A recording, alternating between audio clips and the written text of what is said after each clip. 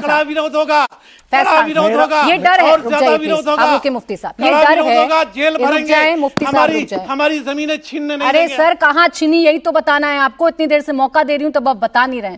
फैज खान साहब देखिए, कुछ मुसलमानों को या कुछ, रुक जाइए प्लीज, आवाज, कुछ लोगों को ये डर है कि इस कानून के आने के बाद कुछ जमीनें या कुछ मस्जिदें जिन पर दावा वक्फ का है या जिनका इस्तेमाल मुस्लिम कर रहे हैं, उनको छीन लिया जाएगा। बिल्कुल भी नहीं। अमित शाह जी ने बिल्कुल सदन में स्पष्ट किया है, सारी बातें कही हैं, इंटरव्यू में कहा ये बिल रेट्रोस्पेक्टिव नहीं है, जो चीज़ें पहले से हैं वो यथावत रहेंगी, बल्कि इस कानून के आने से मस्जिद, मदरसे, खानकाहें जिनका निर्माण सही तरीके से नहीं हुआ, जो टूट फूट गई हैं, उनका पुनर्निर्माण भी होगा, फिर से उसे सुधारा जाएगा, संवारा जाएगा। तो ये बार बार भड़का रहे हैं मुसलमानों को, इसका सच्चाई से कोई लेना देना नहीं है। और फिर कह रहा हूं, यदि देश की कोई संपदा है, चाहे वो बुलंद दरवाजा हो, चाहे हजरत सलीम चिश्ती की दरगाह हो, ये एएसआई के अंडर में ही आएगी, सरकार की देखरेख के अंडर में आएगी। उसके नाम से भी ये भड़काना लोगों को, और हमारे नबी पैगंबर हजरत मोहम्मद सल्लल्लाहु अलैहि वसल्लम को अमीन कहा गया है, अमानतदार, सादिक कहा गया है कि सच्चा। तो आप सच्चाई का साथ दीजिए, वक्फ माफियाओं का साथ मत दीजिए, और किसी की अमानत में खयानत नहीं कीजिए। आप कभी अंबानी साहब के घर को अपना बता देते हैं, कभी चंद्रशेखर आजाद पार्क को अपना बता देते हैं, कभी सूरत म्युनिसिपल कॉर्पोरेशन को अपना बना देते हैं, कभी तमिलनाडु की 15 साल पुराने गांव को अपना बता देते हैं, ईडन गार्डन को अपना बता देते हैं, दिल्ली के संसद भवन को अपना बता देते हैं। तो क्या इस्लाम इसकी शिक्षा देता है? जब आप नबी की बात करते हैं तो नबी के सिद्धांतों को भी मानिए, सत्य और अमानत में खयानत ना करना। लेकिन इस बात को आप नहीं मान रहे। और फिर कह रहा हूं, मस्जिद को राजनीति का अखाड़ा बनाना आप लोग बंद कीजिए और सही कंटेक्स्ट में चीजों को प्रस्तुत कीजिए। अल्लाह रब्बुल इज्जत ने हमको इतना अच्छा मुल्क दिया है, इतनी अच्छी व्यवस्थाएं दी है, इसकी इज्जत कीजिए। मुस्लिम लड़के लड़कियों को सही ट्रैक पर लाने के लिए स्टेटमेंट दीजिए। आपके जो सारे स्टेटमेंट और इसके पहले सारे लोगों ने जो स्टेटमेंट दिए हैं वो केवल और केवल वर्गलाने और भड़काने वाले। इस पर जवाब दे रहे हैं मुफ्ती साहब, बोलिए, फिर आ रही हूं वकार साहब आप पर। बोलिए मुफ्ती साहब, क्या कह रहे थे आप? काउंटर कर रहे हैं। देखिए, हाँ, देखिए, जहां तक वतन की बात है, क्या इस देश का मुसलमान अपने वतन के लिए कुर्बानी नहीं दिया? क्या हमने देश के लिए कुर्बानी नहीं दिया? फैज खान क्या हमें सनद देंगे? हम अपने बच्चों को नहीं भड़का रहे, हम अपने बच्चों को जय श्री राम कह के तलवारें नहीं बांट रहे, हम अपने बच्चे, ये तो आपत्तिजनक बात है। देखो, ये हम जय श्री राम और हिंदुओं पे बोलने का राइट आपको नहीं है, ठीक है? मुसलमानों में जो सुधार के काम है उसी कीजिए, है ना? आप अपने मजहब के बारे में एक लफ्ज नहीं सुन सकते तो आप किसी भी धर्म को भड़काऊ नहीं कह सकते हैं मुफ्ती साहब। और आप सेल्फ डाउट में हैं, आप सेल्फ डाउट में हैं, आप सेल्फ डाउट में हैं। आपसे किसी ने नहीं कहा, आपसे किसी ने नहीं कहा कि मेरे देश का मुसलमान इस देश के लिए कुर्बानी नहीं दिया है। सुनिए सर, ये देश इतना ही हिंदुओं का है जितना मुसलमानों का है। तो प्लीज, और इस बात का ध्यान रखिए मुफ्ती साहब, आप जब अपने मजहब पर एक उंगली बर्दाश्त नहीं कर सकते तो आपको कोई अधिकार नहीं है कि किसी भी धार्मिक नारे को आप हिंसक शब्दों से जोड़ेंगे। हिंदू जय श्री राम बोल के दंगे करता है बोल रहे हो यहाँ पर। इन शब्दों का इस्तेमाल ना करेंगे ना मैं आपको करने दूंगी सर। अब वकार साहब की नहीं सर, तर्कों पर बात करनी थी मुझे आपसे, आप तर्क पर बात कर नहीं रहे। वकार साहब बताएंगे, किसी ने कुछ नहीं कहा। यहाँ मैं कोई धार्मिक बहस नहीं कर रही, एक फैसले पर, देश के कानून पर बहस कर रही हूँ। अंतर समझिए, हर चीज को धार्मिक और मजहबी मत बनाइए। असीम वकार साहब, आवाज डाउन रखिएगा इनकी। असीम वकार साहब, ये विरोध करिए, विरोध का अधिकार है, लेकिन ये विरोध तब तक अच्छा लगता ना असीम वकार साहब जब सरकार के हाथ में चीजें होती। अब तो आप भी जानते हैं कि मामला सुप्रीम कोर्ट में, फैसला सुप्रीम कोर्ट को ही लेना है। नहीं, आप यहां बहुत ताकत से आपने पक्ष रखा। मैं सिर्फ 2-3 बातें बोलूंगा, उसके बाद फिर आप खुद समझ लीजिएगा, देश भी समझ लेगा।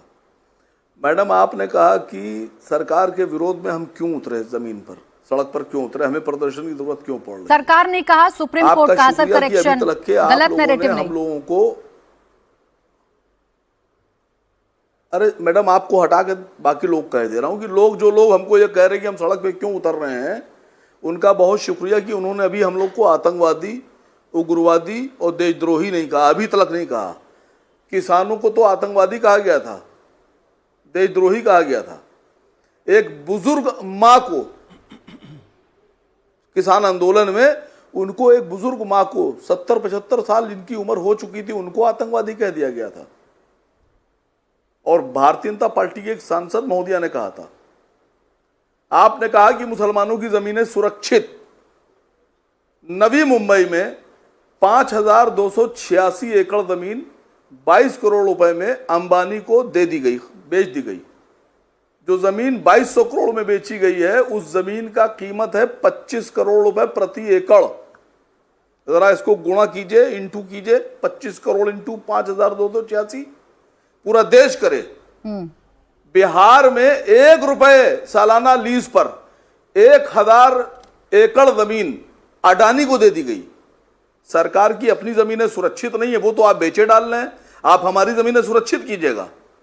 जरा अब आपसे जवाब मांग रहा हूं मैडम, आप बहुत बढ़िया एंकर हैं। हाँ बोलें। आप ये बताइए कि अंबानी को 5286 एकड़ जमीन 25 करोड़ रुपए वाली 2200 में क्यों दे दी गई? 2200 करोड़। अरे तो सुनिए, मैं जवाब दे दूं। आप चूंकि मुझसे जवाब मांग रहे हैं तो मैं आपको जवाब दे रही हूं। सुनिए असीम वकार साहब, मैं आपको जवाब दे रही हूं। आपको सरकार पर यकीन नहीं, क्योंकि सरकार ने कुछ जमीनें अडानी को दे दी। अब आपका जो वक्फ बोर्ड पहले से चल रहा था या जिस तरीके का सिस्टम था वो आपको बड़ा अच्छा लग रहा था, तो बताइए सर, अतीक अहमद ने वक्फ की जमीन पर कब्जा कैसे कर लिया था? बताइए, मुख्तार अंसारी ने वक्फ की जमीन पर कब्जा कैसे कर लिया था?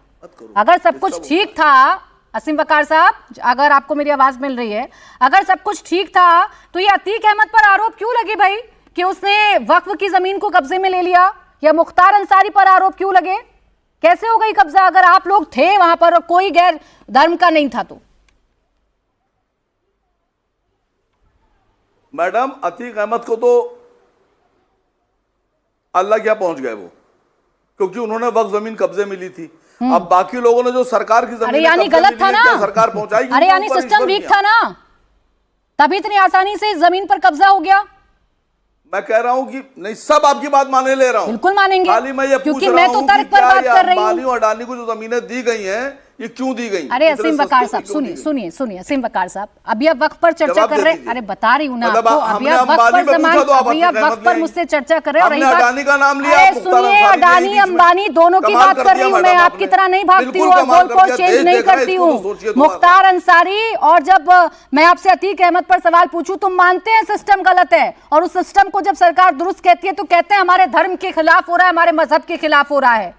कहीं पर भी कोई भी जमीन अगर गलत तरीके से किसी को भी दी जाएगी तो गलत है। आपने कहा मैं इतनी हिम्मत रखती हूँ ये कहने की, लेकिन वकार साहब नहीं रखते, लेकिन वकार साहब नहीं रखते ये हिम्मत कहने की। वकार साहब को आदत है, आएंगे कोई सवाल पूछा जाए उनसे जवाब नहीं है तो चलिए हम गोल पोस्ट चेंज कर देते हैं।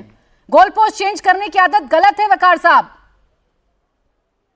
कितनी अच्छी लग रही है आपके चेहरे पर मुस्कुराहट, देखिए। मैं पूछ रहा हूं, अंबानी को 5286 एकड़ जमीन 25 करोड़ रुपए वाली 2200 करोड़ में क्यों दी गई? अरे मैं कह तो रही हूं आपसे असीम वकार साहब, ये गलत है और पूछिए सरकार से सवाल, करिए इसको लेकर प्रोटेस्ट, लेकिन देश के कानून या देश की सुप्रीम कोर्ट के खिलाफ तो प्रोटेस्ट मत करिए ना। अरे उस पर सुनिए ना, आप सुप्रीम, अरे सुनिए, आप जो लॉ पर और सुप्रीम कोर्ट के फैसले पर या सुप्रीम कोर्ट में मामला है, आप उसको लेकर प्रोटेस्ट कर सकते हैं। जब इतना ही महत्वपूर्ण मुद्दा है कि आज असीम वकार साहब, सुनिए, जब इतना ही महत्वपूर्ण मुद्दा है कि असीम वकार साहब ये अडानी पर चर्चा करना चाहते हैं, वक्फ पर चर्चा नहीं करना चाहते, तो उतरिए ना जमीन पर इसको लेकर, कौन रोक रहा है आपको? लेकिन आपको विरोध करना है सुप्रीम कोर्ट का, आपको विरोध करना है संसद से पास हुए कानून का।